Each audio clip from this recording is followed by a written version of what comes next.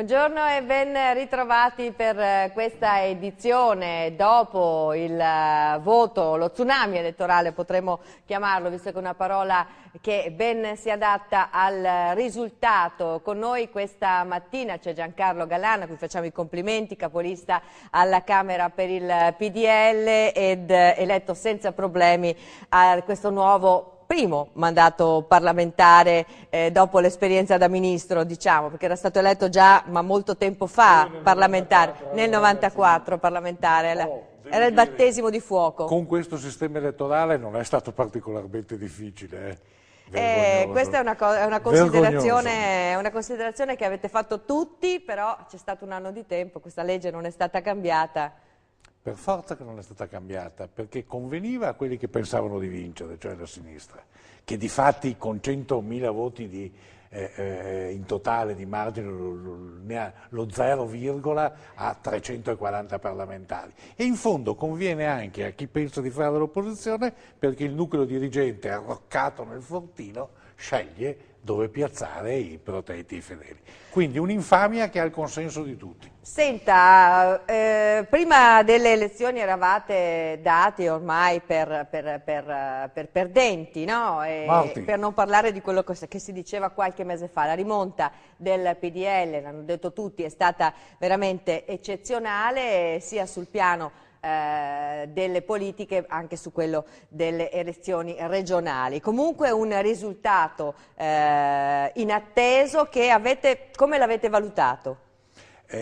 Come lo valuto io? Dico, io dagli altri ho visto volti entusiasti, io capisco un moto di soddisfazione, però io dico una cosa che non dice nessuno: noi abbiamo perso voti. Per carità, è andata benissimo perché venivamo dati per morti, stracciati, feriti. Invece un uomo ha fatto la seconda cosa più eclatante di questa campagna elettorale. La prima è il successo di Grillo, va riconosciuto. La seconda è la rimonta di Berlusconi, no del PDL, di Berlusconi, che è stata sensazionale. Ecco, ci davano per morti e quindi uno che invece è vivo, è nella partita, gioca ancora a centrocampo, è contento. Però noi abbiamo perso, attenti. Anche in Veneto, che è una delle roccaforti, nonostante il risultato sia comunque superiore a quello nazionale, una riflessione va fatta. Berlusconi stesso comunque proprio ieri ha detto che tutti i partiti dovranno riflettere dopo questo voto. È un voto che apre tanti interrogativi ai partiti nella loro forma tradizionale. Altro che i partiti, lo dicevo prima delle elezioni, lo dico anche dopo, i partiti tradizionali sono finiti, morti. Se non capiscono che è cambiato tutto, che è cambiato il mondo, che occorre parlare come sapevamo fare un tempo, alla gente e non alle corporazioni, allora è per davvero finita. Altrimenti se si riesce a operare un'inversione a U, che vedo difficile, allora si può recuperare il consenso della gente. Ma va fatto con umiltà questo ragionamento, non con le frasi roboanti, con i cosi. Per carità, lasciamo i primi giorni di entusiasmo, ma dalla settimana prossima io spero che si cominci a pensare al bene dell'Italia e che si facciano almeno due piccole cose, lo dico come primo, un governo a tempo, un governo ristretto che faccia poche cose, un programma minimale, ma che almeno uno cambi la legge elettorale radicalmente, perché non è possibile. Secondo, faccia qualche provvedimento di natura economica per rassicurare i mercati e soprattutto i cittadini. Ecco, io vorrei che si facesse questo. Terzo, che si cominciasse a ragionare del programmino, del ridotto, eccetera, ma insieme alle cariche istituzionali. Presidente della Repubblica, Presidente del Senato, Presidente della Camera. Ecco, un governo si regge a tempo. Già sarebbe un successo, mi verrebbe da dire, visto il clima che abbiamo visto nella prima giornata post-elettorale, in cui il dialogo e anche quasi il rispetto tra le tre parti in campo sembra in discussione.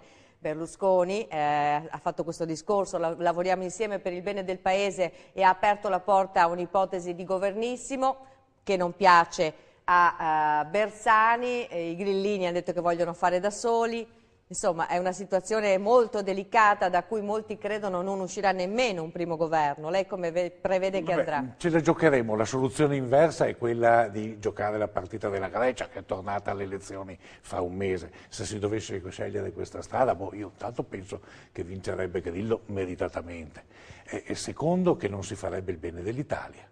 Quindi io penso che prima di tutto serva un po' di senso di responsabilità, lo dice uno irruento come io sono, la parola governissimo mi fa venire i brividi, e non credo che si debba fare un governissimo, credo che si debba fare un governo a tempo, perché pensare che duri 5 anni è francamente assurdo, che faccia quelle poche cose in grado di rassicurare i mercati finanziari da un lato e i cittadini dall'altro. Però con tutte le buone intenzioni nell'ultimo anno anche il governissimo veramente tale non è riuscito a portare a casa i risultati che sia sperati. chiaro, un governissimo senza professori e senza tecnici. Secondo lei è stato lì il guaio, diciamo. Ma sono stati la sciagura d'Italia, insomma non c'è un solo dato, e questo va detto, non c'è un solo dato che testimoni la bontà di un'azione. Tutti i dati, in qualsiasi maniera si prendano, sono peggiori di quelli che sono stati lasciati dal governo Berlusconi un anno fa. Quindi mai più tecnici, per l'amor di Dio.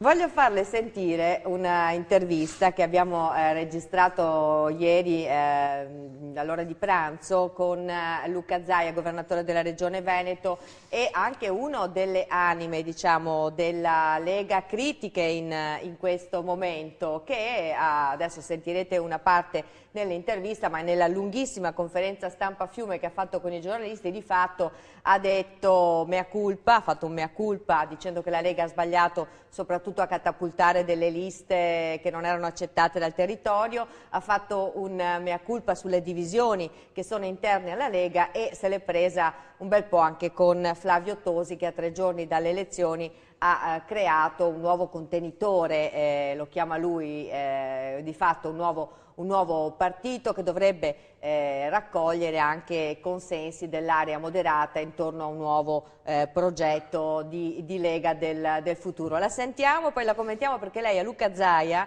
tra l'altro ieri sera abbiamo trasmesso la sua lunga intervista, ieri mattina scusi, e anche la sera durante le edizioni, ha chiesto che alla luce di questo risultato elettorale cambi anche la composizione della maggioranza della Regione Veneto, chiedendo anche l'assessorato precisamente alla sanità. Senta cosa risponde Luca Zaia e poi commentiamo. Ma non avevamo niente di meglio del filmato.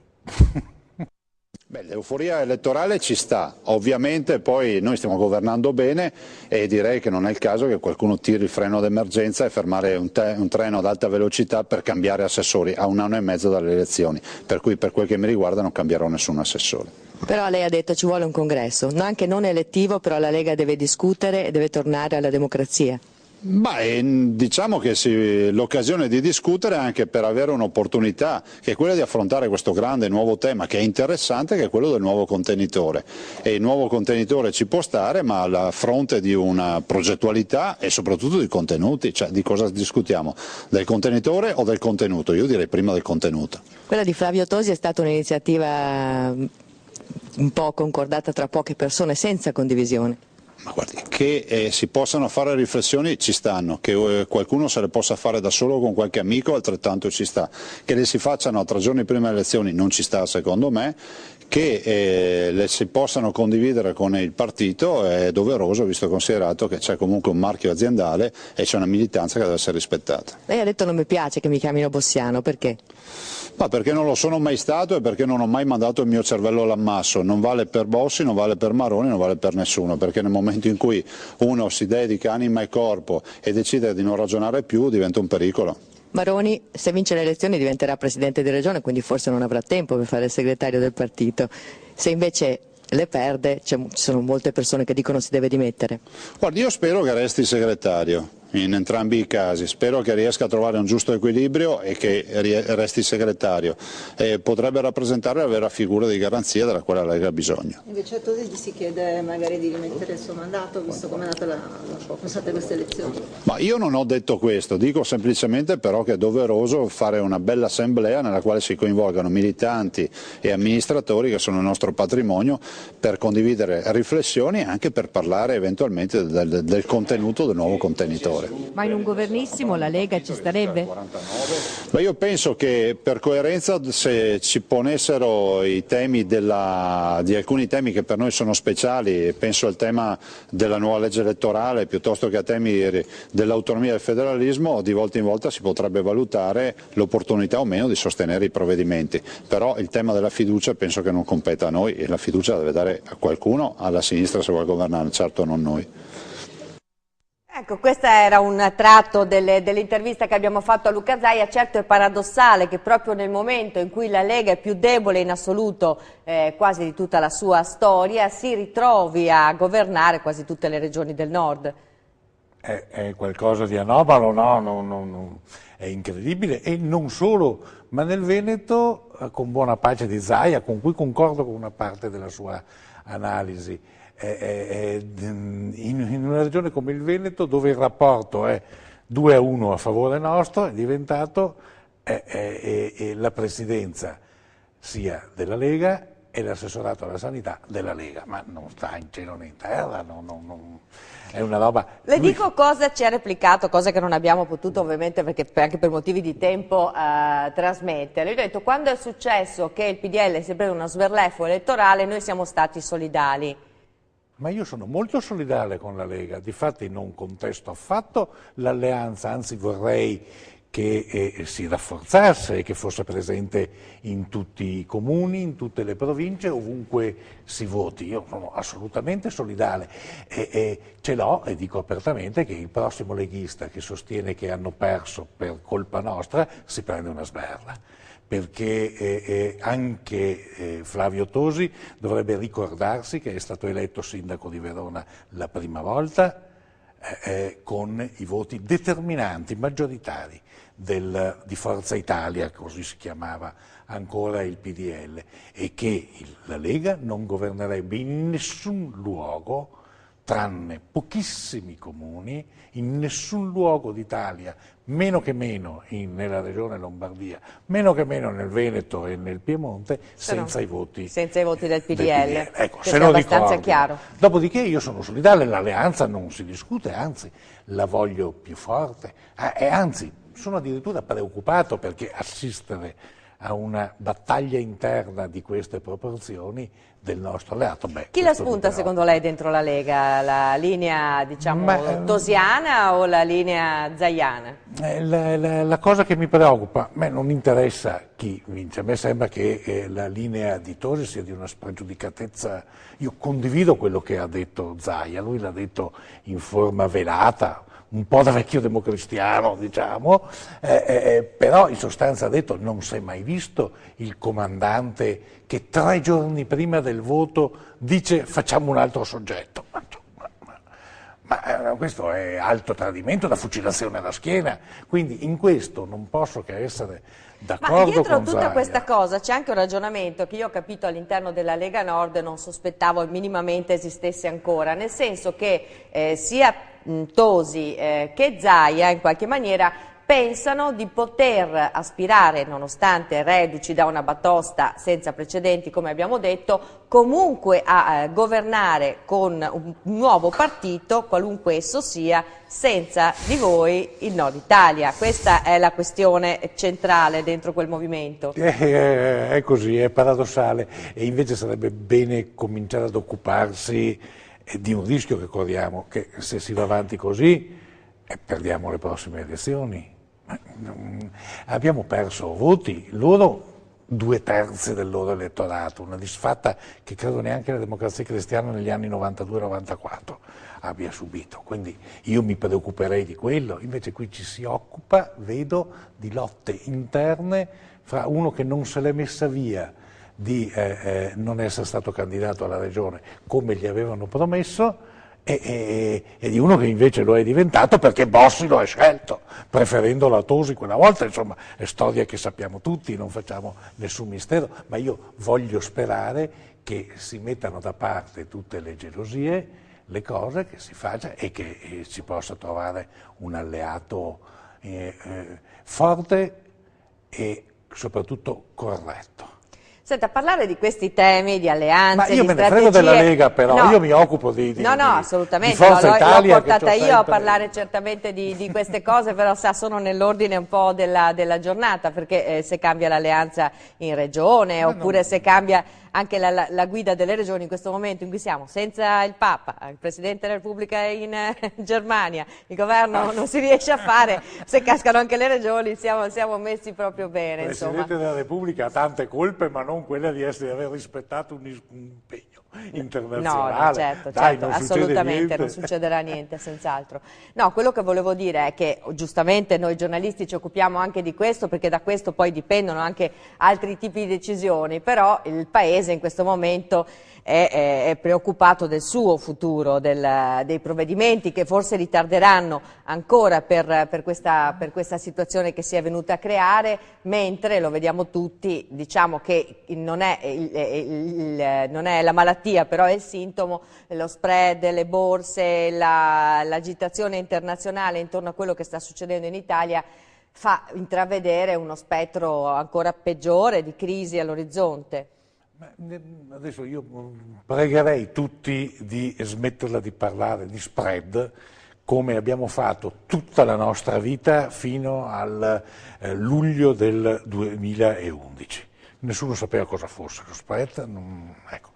E per il resto una preoccupazione c'è, la mia preoccupazione è quella di provvedimenti che sono mancati, la mia preoccupazione è di tutto quello che non ha fatto il governo Monti per costruire poi una figuraccia elettorale fra l'altro, ma di tutte le riforme che un governo che doveva essere libero da preoccupazioni elettorali avrebbe dovuto fare. Ecco, è quello che io dico a chi ha a cuore il Paese, a chi è responsabile. Per un attimo facciamo tre cose che rassicurino i mercati, che rassicurino la gente, che si occupino di lavoro e che cambino la legge elettorale. Il problema è che poi cambiata la legge andiamo a votare. Tra i due principali schieramenti i punti di contatto, almeno a sentire i programmi in campagna elettorale, non erano moltissimi.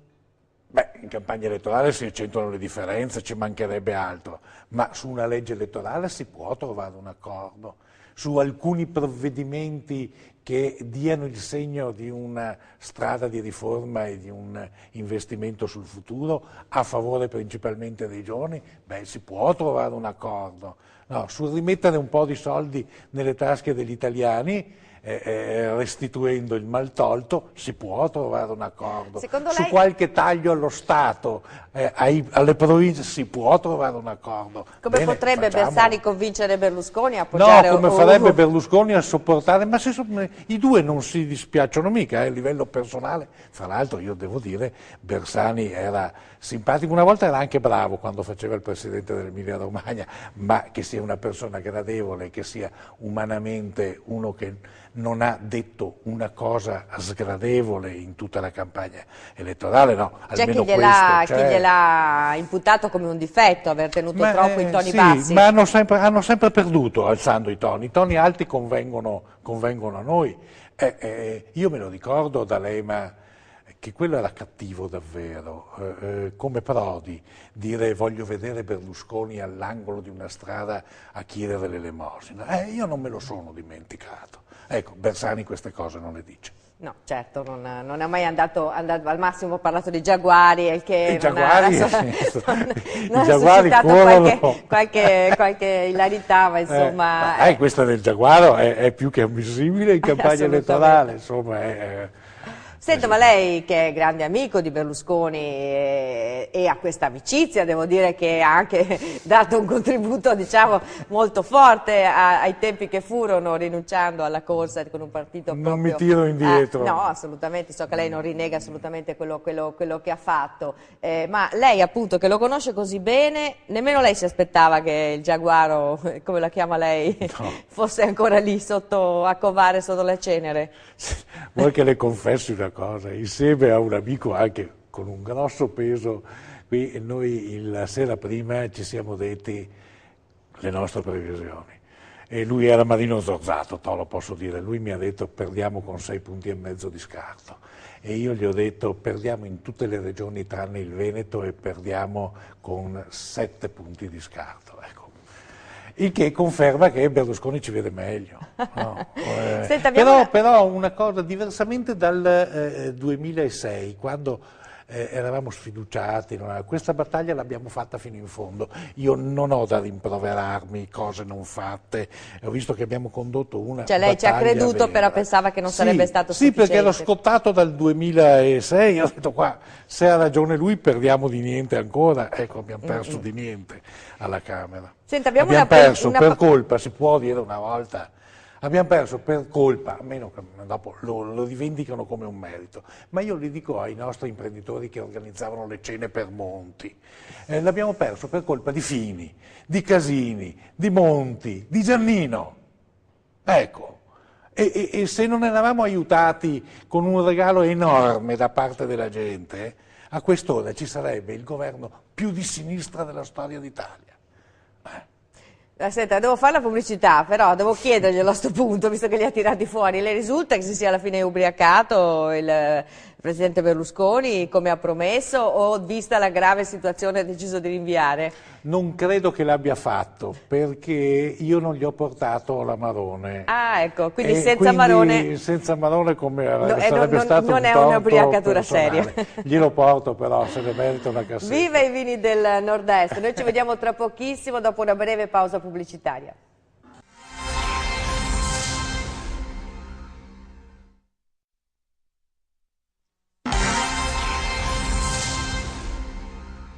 A Berlusconi. Eccoci qua, si chiacchiera anche nelle pause pubblicitarie perché l'onorevole Galan è una persona coinvolgente e sempre molto disponibile a qualsiasi tipo di battuta, e questo tutta la stampa gli dà merito di questo, non si sottrae a nessun tipo di battuta. E stavo domandando, tanto per non nascondere niente neanche al nostro pubblico, ce la fa Bersani a uscire dalla palude? Ci si troverà la quadra di questa strana situazione? E io stavo rispondendo certo. di sì per due motivi. Primo, perché sono due persone responsabili. Secondo, perché non si fidano l'uno dell'altro. C'è un rapporto umano che è fondamentale e alla fine conta, anche se si hanno delusioni enormi nella vita sotto questo profilo, ma c'è un rapporto umano forte fra i due. Ecco, Bersani è andato a trovare Berlusconi quando era in ospedale, quando quel deficiente, si può dire, gli diciamo che poveretto aveva anche una disabilità per cui...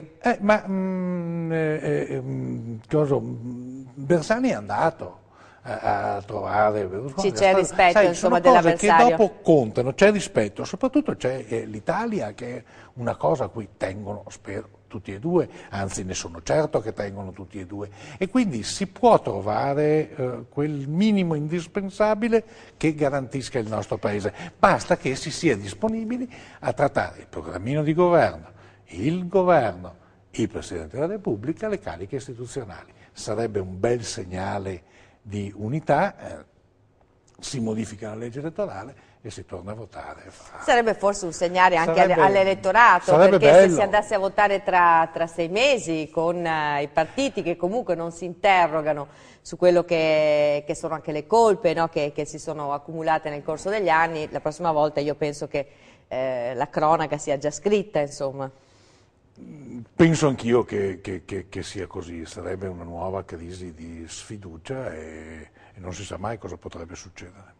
Senta, voglio fare una domanda, perché una componente che secondo alcuni potrebbe aver giocato in questo soffio di fatto che vi separa dalla vittoria da quei 200 senatori che la legge elettorale dà al premio deputati, che la legge elettorale dà a chi prende la maggioranza, potrebbero essere state anche le frasi che il Presidente Berlusconi ha pronunciato proprio qui in Veneto, a Padova, nei confronti di una donna, le famose frasi. Io non vorrei...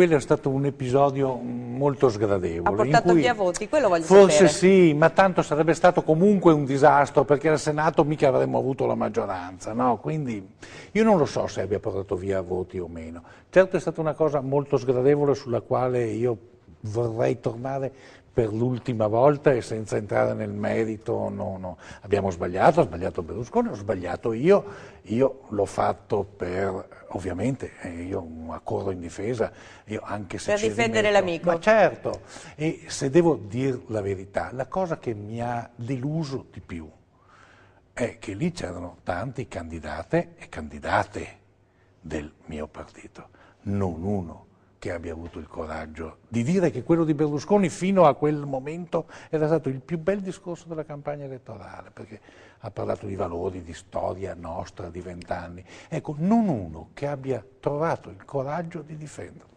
Beh, insomma, gli devono tutto, anche loro. Io per primo, ma anche gli altri gli devono tutto. Senta, si apre a breve si aprirà, sta a brevissimo, perché siccome tutti parlano del fatto che si tornerà a votare tra pochissimi mesi, ma non è così. Anno, quello che sarà. Ma non credo che sarà così. Io faccio una previsione, tanto tutti le fanno.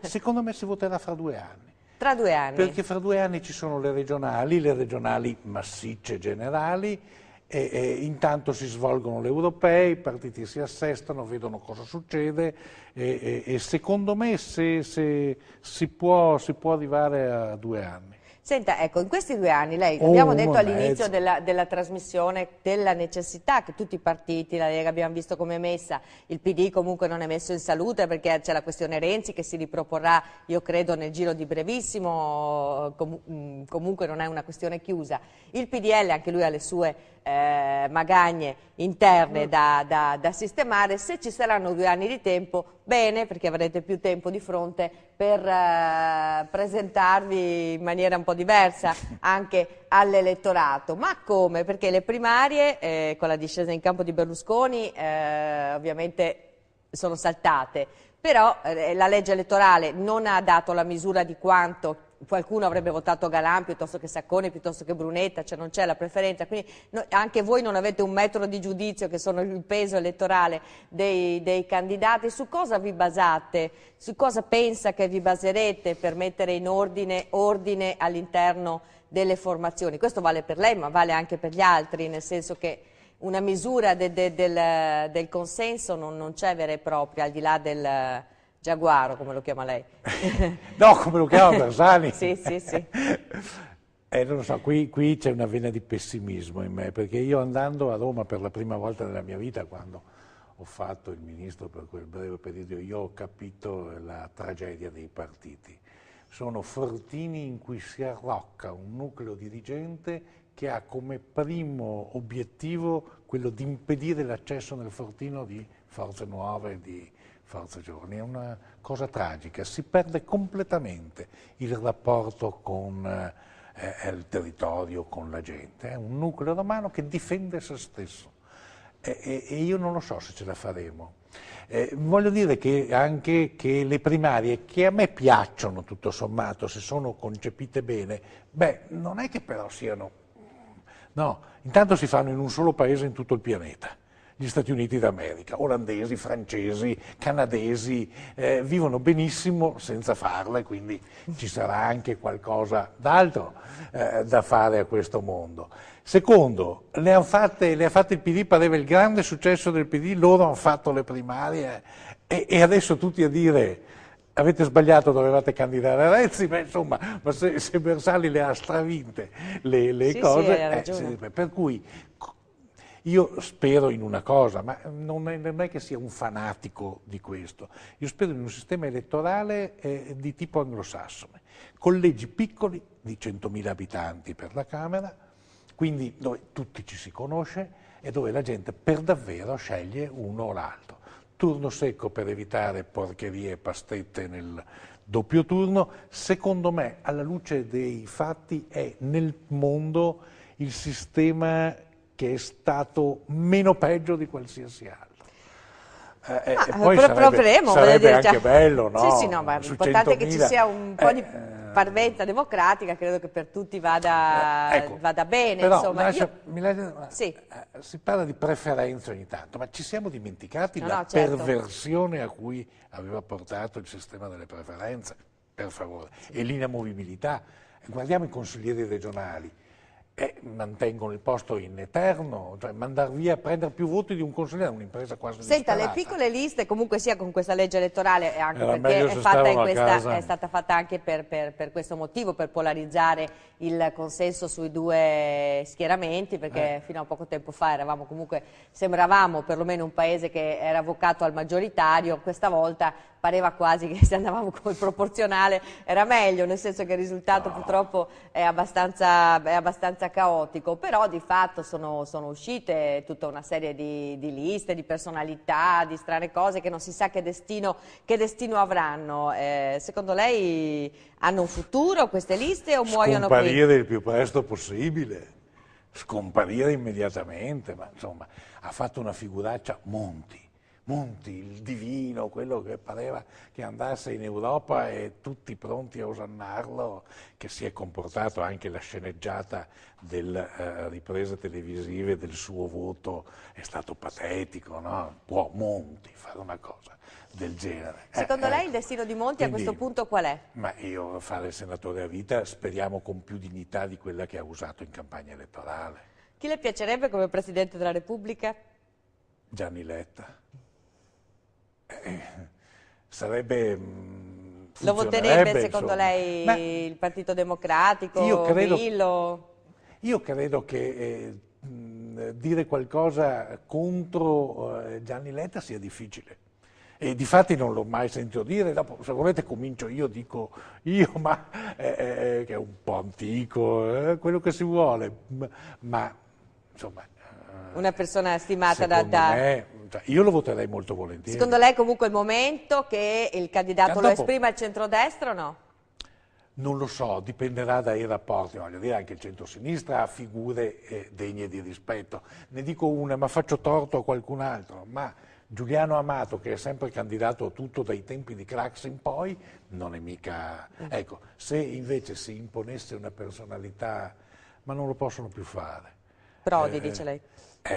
No, su Prodi no. Devo chiudere, devo tagliare perché adesso lascio la parola a Roberto Guidetti che parlerà con il Partito Democratico, che è l'altra forza in campo in questa tornata elettorale. Per il Movimento 5 Stelle ci vediamo nei prossimi giorni, quando riusciremo un po' a trovare la quadra con gli accordi per portarli in TV. Grazie all'onorevole Galan, in bocca al lupo per questa avventura. Noi appunto ci salutiamo, lascio la parola a Roberto Guidetti, arrivederci.